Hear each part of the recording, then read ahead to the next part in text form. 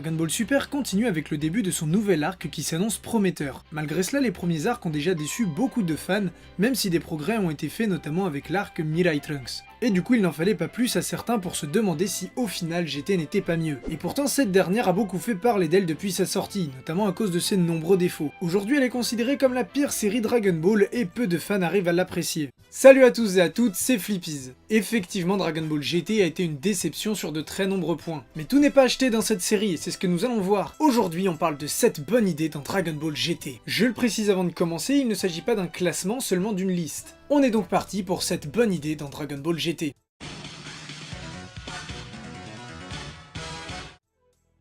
Je trouve la composition de l'équipe vraiment bonne sur le papier. On a le héros principal qui a rétréci, certes, mais en même temps Goku avait besoin d'un nerf de puissance pour rester cohérent, surtout par rapport à la direction que prenait la série, en s'orientant plus sur de l'aventure que du combat. Après, était-ce le meilleur moyen? Difficile de juger, le principal c'est l'idée. Ensuite on a Trunks, la présence adulte pour le coup. Excellent choix selon moi puisqu'il est à la fois le fils de Bulma, la première partenaire d'aventure de Goku, ce qui colle parfaitement à l'ambiance des premiers arcs de Dragon Ball dont GT voulait se rapprocher. C'était également un personnage extrêmement populaire dans l'arc Cell avec sa version du futur. Trunks bénéficiait d'un des meilleurs backgrounds de toute la série. Certes, il ne s'agit pas du même Trunks, mais celui de notre timeline a lui aussi acquis des responsabilités de par son statut d'héritier de Capsule Corp. En plus, il est devenu bien plus fort puisqu'il a connu son père, Goku et Goten, et tous ensemble ils se sont mesurés à des ennemis bien plus forts. Et enfin on a Pan qui assure la présence féminine qui est au passage la première Saiyan qui tient un rôle central dans l'histoire. C'est également la fille de Son Gohan, un personnage lui aussi très apprécié. On avait donc une équipe composée des 3 générations de la série et qui pouvait amener à des développements vraiment très intéressants.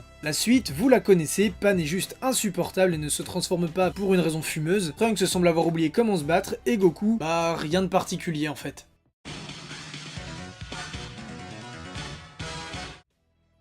Remettre les boules au centre de l'intrigue est selon moi une très bonne idée pour 2 raisons. Déjà parce qu'une fois de plus, ça permet à la série de revenir aux sources, la quête des Dragon Ball. Et la conclusion avec les dragons maléfiques remet en question toute la série avec son utilisation permanente des boules de cristal. Elles sont à la base la création de Dieu pour donner un coup de pouce aux mortels. Les héros en ont fait une utilisation abusive pour réparer leurs erreurs. Mais abuser d'un pouvoir divin peut-il être sans conséquence? Cette question apporte une véritable réflexion sur un élément central de l'intrigue de Dragon Ball, et même sur la et les séries Dragon Ball en général. Et en bonus, les Dragon Ball concluent l'histoire tout comme elles l'ont commencé avec Goku et Bulma.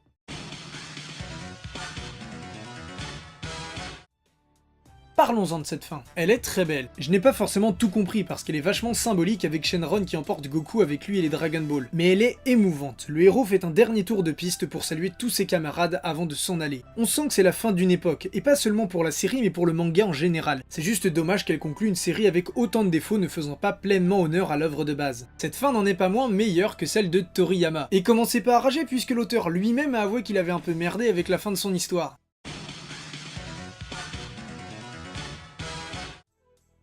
Un point qui revient pas mal en ce moment, le fameux SSJ4 qui je trouve est de plus en plus apprécié. Et c'est vrai qu'encore une fois c'est une super idée. Une fois de plus on sent la volonté de revenir aux sources, puisque la queue et l'Otzaru jouent un rôle clé pour atteindre ce stade. Le SSJ4 représente le parfait équilibre entre les pouvoirs d'Otzaru et de Super Saiyan. La transformation est d'ailleurs définie comme la meilleure, que ce soit en termes de puissance, mais aussi de consommation d'énergie, puisqu'elle peut être maintenue assez longtemps. Là encore on sent un aboutissement dans le développement de ce peuple, ils peuvent enfin obtenir une forme alliant leurs 2 pouvoirs. En fait le principal problème de cette forme pour moi c'est tout simplement le nom qu'on lui donne. Le 4 suppose logiquement que cette transformation est la suite de la 3ème, alors que ce n'est pas le cas. Comme pour le SSJ Blue c'est une forme différente. En effet le premier stade de Super Saiyan et la queue sont suffisants pour atteindre cette transformation, et ça rend encore plus dommage le fait que Vegeta ne l'ait pas atteint par ses propres moyens alors que c'était tout à fait possible. Mais bon vu les défauts de la série je pense que j'abuse un peu en chipotant pour un nom.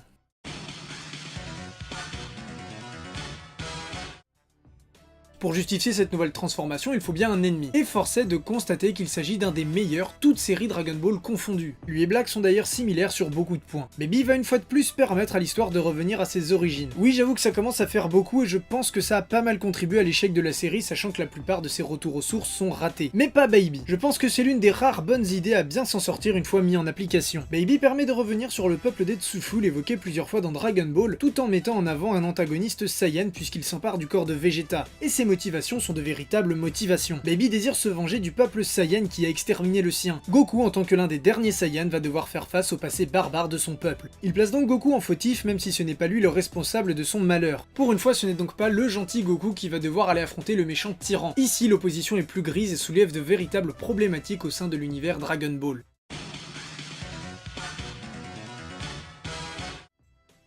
Avant que le fameux SSJ-4 apparaisse, il a fallu que d'autres aillent affronter Baby. C'est là qu'intervient Oob, la résurrection de Majin Buu devenu le disciple de Goku. C'est également l'occasion de réintroduire le Gros Buu et de développer leur relation puisqu'à une époque ils ne formaient qu'une seule entité. A l'instar de Piccolo et Vegeta, Oob a lui aussi été un antagoniste avant de rejoindre la Z-Team. En plus, il devait permettre de développer un combattant humain pour changer un peu des Saiyans. Malheureusement, son heure de gloire a vite été expédiée. Et franchement, c'est l'un de mes plus gros regrets pour cette série. Sa fusion avec le Gros Buu était prometteuse et en plus elle faisait écho avec celle de Piccolo et Dieu. Et le fait qu'il soit la résurrection de Majin Buu aurait pu être bien plus développé selon moi.